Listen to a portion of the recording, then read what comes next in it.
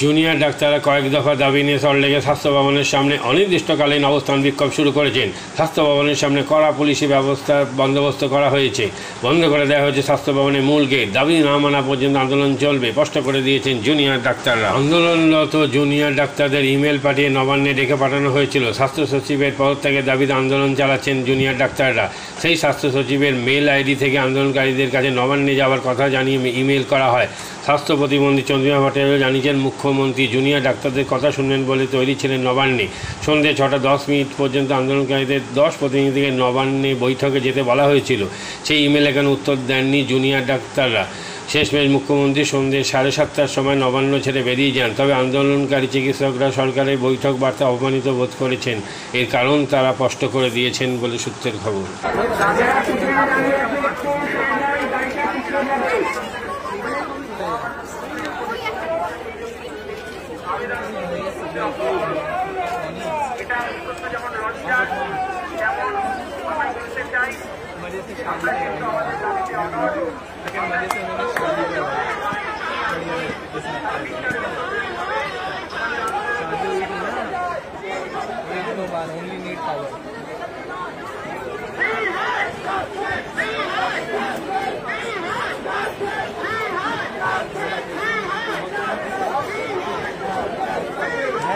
कोई ये आया वही ये पूरी है सब ये आया बहुत लोग तो लॉट नहीं रहे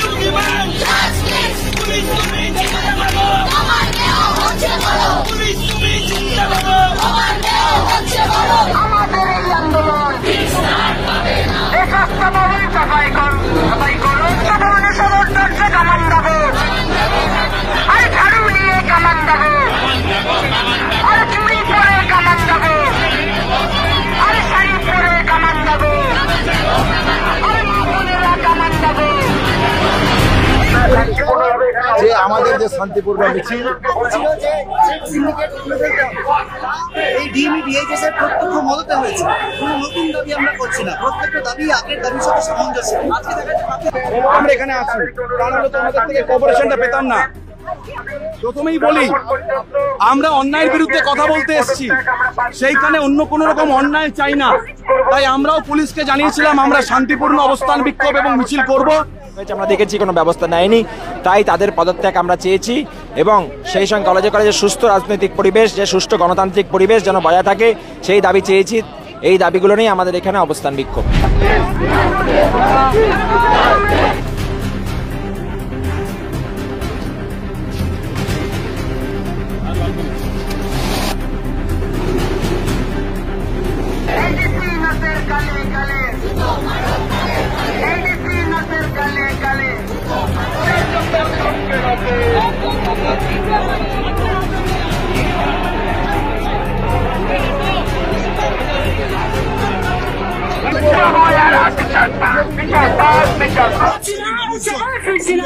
ডাক্তার হোক, স্বাস্থ্যকর্মী হোক, বিভিন্ন রকমের তাদের পুরো যে লিস্ট প্রত্যেকের থেকে তুলে আনা হয়েছে, প্রত্যেকটা কলেজে স্টুডেন্টদের থেকে তুলে এনে এই লিস্টটা বানানো, প্রত্যেকটা কলেজে এরকম হয়েছে। তাদেরকে সামনে উৎপাদন করার জন্য আমাদের আন্দোলন। এটা তো আর্জি করার লিস্ট, অন্যান্য কলেজে এরকম লিস্ট তৈরি হয়ে গেছে এবং আপনারা দেখেছেন, এসএস করলাম তো, এসএস কে মেডিকেল সব জায়গায় সেগুলো আস্তে আস্তে তাহলে আসবে না, এসে গেছে, অলরেডি এসে গেছে। আর্জি করে একটা হাইলাইট হয়েছে আলাদা ব্যাপার, কিন্তু প্রত্যেকটা মেদিনীপুর এরকম 10 জনের লিস্ট, এসএস কে বেরিয়ে গেছে। ময়লা পরিষ্কার করি, আজকে আমরা এসেছি, ততক্ষণ আমরা সবাই এখানে অবস্থান করছি। আমাদের যতক্ষণ না দাবি মানা হচ্ছে আমরা এখানেই অবস্থান করব।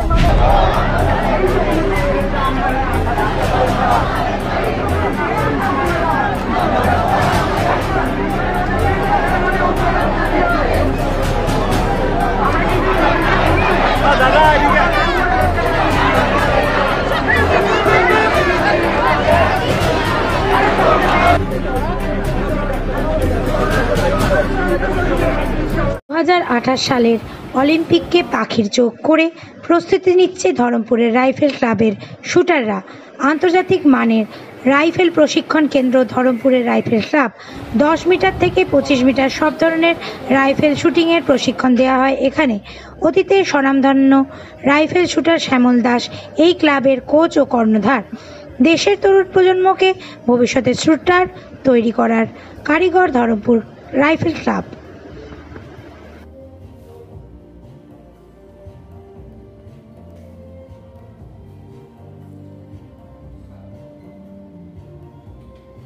আমি শুটিং করতাম, শুটিংয়ে 90-তে সিভিলিয়ানে ইন্ডিয়া রেকর্ড করে চাকরি পেয়েছিলাম ইস্টার্ন রেল। সেই থেকেই আমার ইচ্ছা ছিল একটা শুটিং রেঞ্জ করব এবং ভালো শুটার তৈরি করব। আমার টার্গেট 2028 সালে অলিম্পিকে যদি ধরমপুর রাইফেল ক্লাব থেকে কেউ যেতে পারে, তার জন্য আমি সুইমিং পুল করেছি, জিম করেছি, যোগার সেকশন আছে, আর 25 মিটার পিস্তলও আছে ইনডোর, যেটা ভারতবর্ষে কারোর কাছে নেই। এত কিছু করেছি নিজের চেষ্টায়। আমাদের 30 জন শুটার শুট করে এখানে। আমার টার্গেট আরও উন্নত করার, ইলেকট্রনিক্স টার্গেট, যেটা 25 মিটারে ইচ্ছা আছে লাগানো, 50 মিটারে ইলেকট্রনিক্স টার্গেট লাগানো। এখানে 7টা লেন আছে ইলেকট্রনিক্স, একদম ইন্টারন্যাশনাল। আরও ইচ্ছা আছে 6টা লাগানো। যদি সংস্থান হয় তাহলে করব।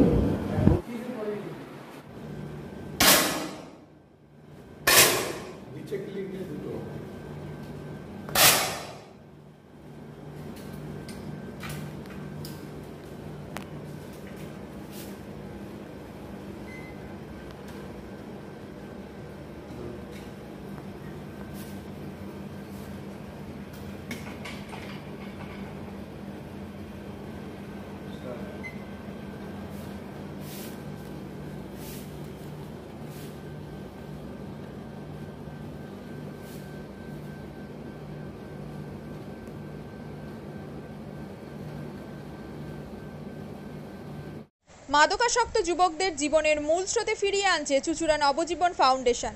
আজ থেকে 7 বছর আগে পথ চলা শুরু হয়েছিল এই সংস্থার। হুগলি জেলা থেকে শুরু হয়েছিল নবজীবন ফাউন্ডেশনের কাজ। আজ গোটা উত্তর পূর্ব ভারতে ছড়িয়ে পড়েছে তার ব্যাপ্তি। জেলা ও রাজ্যের হাজার হাজার মাদকাসক্ত যুবকদের মানসিক ও শারীরিক চিকিৎসার মধ্যে দিয়ে সুস্থ জীবনের পথে ফিরিয়ে আনছে নবজীবন ফাউন্ডেশন। কী করে এই সংস্থাকে তিল তিল করে গড়ে তুলছেন বন্ধন নিউজ এর ক্যামেরার সামনে সে কথা বললেন সংস্থার কর্ণধার চন্দন দাস। দেখি ওটার মধ্যে কি আছে বা পাড়ার বড় দাদারা করছে, আমিও একটুখানি করি, ফিলিংসটা কি সেটা দেখতে যাই। এবং একটা সার্টেন টাইমের পর কি হয়, সেটা ফ্রিকোয়েন্সিটা তখন অনেক বেশি থাকে, গ্যাপ থাকে যখন শুরু করে, পরবর্তীকালে যখন নির্ভরশীল হয়ে পড়ে সেই একটা সাবস্টেন্সের উপর, তখন সেটা থেকে বেরোনোর জন্য সে নানা রকম চেষ্টা করে, কিন্তু তার ওয়ে আউটটা জানা নেই যে কোন রাস্তা দিয়ে গেলে নেশা থেকেও বিরত থেকে সুস্থ স্বাভাবিক জীবনযাপন করা যায়। তো আমি ভাবলাম যে শুধুমাত্র আমি সুস্থ স্বাভাবিক জীবনযাপন করলাম, আমার জীবনের সার্বিক উন্নতি হলো, বা আমার যেসব এম বা আমি জীবনে যে জিনিসগুলো করতে পারিনি সেগুলো আমি ফুলফিল করলাম, তাহলে তো শুধু আমার কথাই ভাবা হলো। তাহলে আমি এরকম কিছু কাজ করি যাতে আমার মতো আরও 5 জন আমার দ্বারা উপকৃত হয়, এবং একটা সার্টেন টাইমের পর যখন মানুষ চায় যে ফিরতে, অথচ তার কাছে রাস্তা থাকে না, তখন এই একটা WHO ওয়ার্ল্ড হেলথ অর্গানাইজেশন একটা প্রসিডিউর বার করেছে। গরম পানীয়র জন্য বিশ্বমানের flask, micro oven, mixer grinder, induction সহ আধুনিক রান্নাঘরের সামগ্রী উৎপাদন সারা বিশ্বে আলোড়ন সৃষ্টি করেছে বোরোসিল। পাশাপাশি বিশ্বমানের সোলার গ্লাস, যা সোলার সিস্টেমের অন্যতম সামগ্রী তৈরি করে, সারা বিশ্বে নজির গড়েছে বোরোসিল। দেশের বাজারে পাশাপাশি বিশ্ববাজারেও সব প্রতিযোগী কোম্পানিকে পিছনে ফেলে এগিয়ে চলেছে ভারতের বোরোসিল। রাজস্থানের বোরোসিল কারখানায় 1200 মহিলার কর্মসংস্থান হয়েছে। প্রতিদিন রাজস্থানের প্রত্যন্ত গ্রাম থেকে ওই মহিলাদের গাড়ি করে কারখানায় নিয়ে আসে কারখানা কর্তৃপক্ষ। তারা বোরোসিলের বিশ্বমানের প্লেটের ডিজাইনে কাজ করে। দিনের শেষে তাদের গাড়ি করে বাড়ি ফিরিয়ে দেয় কারখানা কর্তৃপক্ষ। কর্মসংস্থানের এই বেনজির দৃষ্টান্তের জন্য বোরোসিল কোম্পানিকে কুর্নিশ জানায় ভারতবাসী।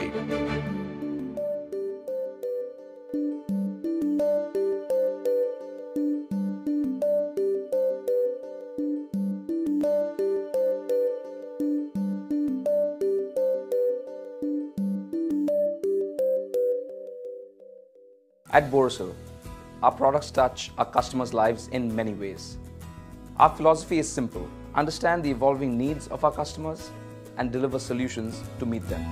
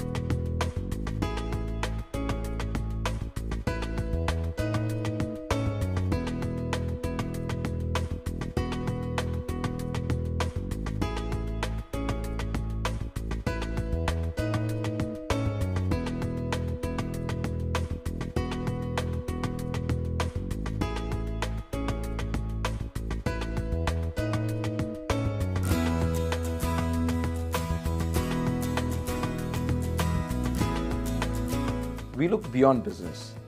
We promote green energy as well as provide healthcare and education for the underprivileged. In fact, this has been our heritage at Borosil.